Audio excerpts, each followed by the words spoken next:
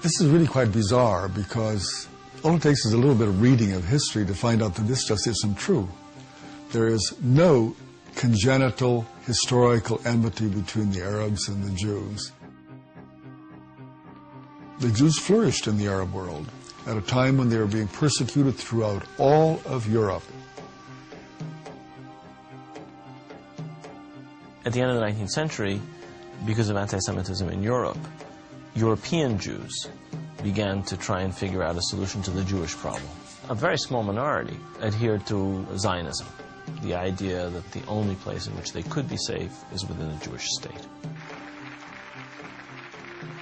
Zionist Jews actually had a design on the land of Palestine, the idea of creating a homeland for Jews in the land of Palestine.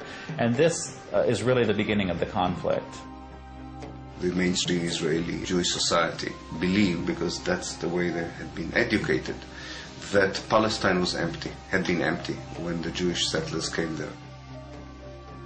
Who paid the price when they settled there? Is it really true that Israel was a land without a people for a people without a land? Palestine was not empty. It was a land populated by Arabs who had a high level of culture, a high level of education. With farms and markets and towns and villages and roads and commerce and lots of interaction with the rest of the world. The population was overwhelmingly Arab.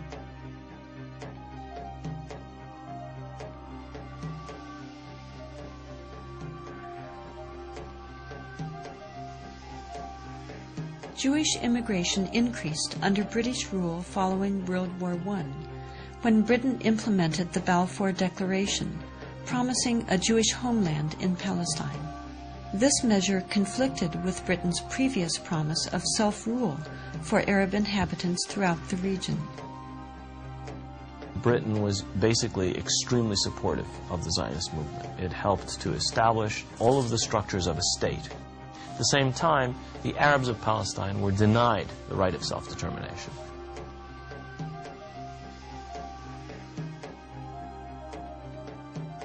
The Palestinians saw a European power decide the future of a non-European territory, in flat disregard of both their presence and wishes.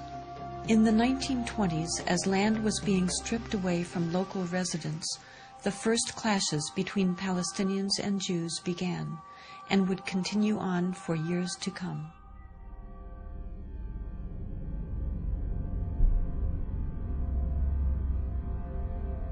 Until the early 1930s, the Jewish population of Palestine remained under 17%.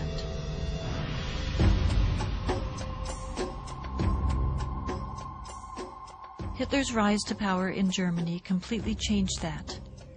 In just 5 years, 174,000 Jews flooded into Palestine, doubling their population.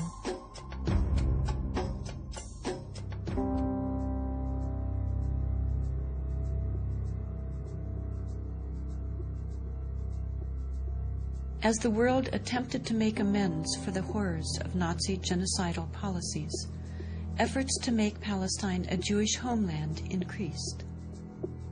The Palestinians, they were not the Nazis. They were not responsible for the Holocaust. But they were the ones who paid the price. In 1947, with the conflict spiraling out of control, Britain decided to turn the problem of Palestine over to the United Nations. The UN, under pressure, proposed to divide the land into 2 states, an Arab state and a Jewish state. Arabs were to be given 43% of the land, despite the fact that they made up more than 2/3 of the population and owned over 92% of the land. Jews were to be given 56%, although they comprised only 1/3 of the population and owned less than 8% of the total area. Nevertheless, they were given not only most of the land, they were given the most fertile land. Zionist leaders took advantage of their superior military preparation and immediately began occupying major Arab cities in Palestine.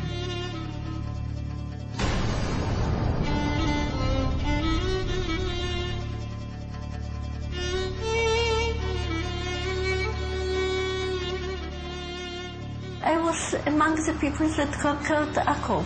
When we were walking around, we entered a flat. There was a pair of shoes of a small child, maybe 2 years old. They didn't have time to put on the shoes, so they left the shoes and they ran away. They left everything.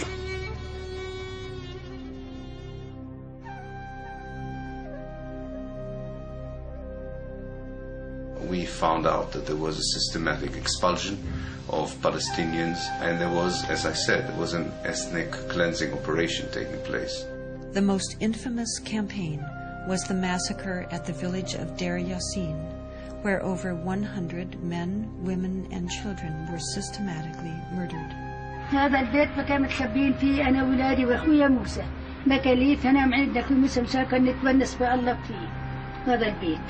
أجوا قالوا لما كنا بالبيت كنا مش كسر خبطنا الكنبلة وجينا صورتنا وبنت الصواب تمسح ولادي وكان بعد ما راحت المراكة الحالة كانت تكسر الباب عليهم وطلعونا بدهم يقتلوا أخوي مسادبة فيه على وجه اللي يقتلوه. اتناولت 250 ليرة من عدة وقلت يا خواجة بس مشان الله الطالب انت قلت لشي قال لي كتير انت كويس هات المصاري بارس وكوتش الحنو شو تسوي فيها كوتش الحنو اجراك يا ويلي هي زي على السلام احلو وظلت يعود حط لك الفلوس هيك ويكون راسك يمسك الدواء حط لك 5 ليرة تحت راسها.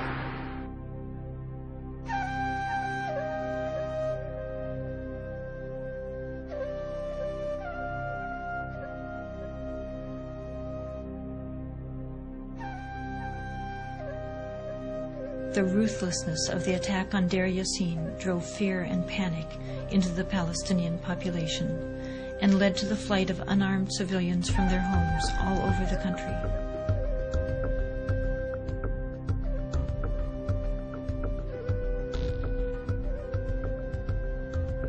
As a result, maybe 300 or so thousand Palestinians had already been expelled before the first Arab soldier entered Palestine. Some of the neighboring Arab armies finally intervened after May 15, 1948, when Israel officially announced its statehood. Although there was a lot of war rhetoric on the Arab side, very few soldiers, Arab soldiers, were sent into the battlefield. And actually, for most parts of the war, there was superiority on the side of the Israeli army.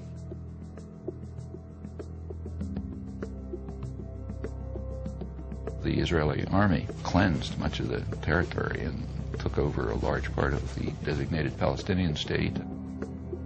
The new state of Israel encompassed 78% of the total land of Palestine. The West Bank came under Jordanian control and the Gaza Strip under Egyptian dominion. Although a truce was declared between Israel and the Arab states, true peace remained elusive, as over 700,000 Palestinian refugees languished in nearby camps, often in sight of homes to which they still held the deeds and a deep desire to return. Most of the deserted and evicted Palestinian villages were erased from upon the earth and were either turned into Jewish settlements or into fertile land. Of the 500 Palestinian villages in what became Israel in 1948, 400 were destroyed. These efforts to destroy the possibility of their returning home were countered by the United Nations, which continues to affirm their human right enshrined in international law and morality to return. A Palestinian who had lost her land or lost his land as the result of the creation of Israel in 1948 cannot come back even for a visit. I can go back to Israel as if I were returning and claim immediate citizenship, having no historic tie, speaking no Hebrew, knowing no one in the country, having no family who ever was there. All that one needs is being Jewish, a religious group like any other.